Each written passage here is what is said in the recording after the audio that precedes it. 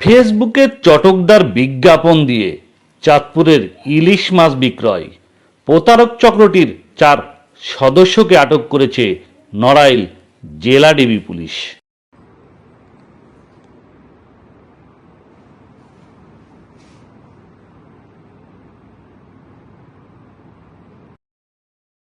জানা যায়, চাঁদপুরের সুস্বাদু ইলিশ বিক্রয়ের নামে ইলিশের বাড়ি, ভাইয়া ইলিশ ও ফিশ ভ্যালি নামে ফেসবুক পেজ দিয়ে চটকদার বিজ্ঞাপনে দেশের বিভিন্ন প্রান্ত থেকে মানুষের লক্ষ লক্ষ টাকা প্রতারণা করছিল একটি চক্র।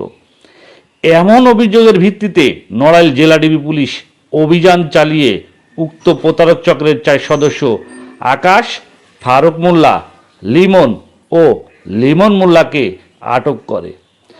নড়াইল ডিবি পুলিশের জিজ্ঞাসাবাদে প্রতারক চক্রটি প্রতারণার দায় স্বীকার করেন।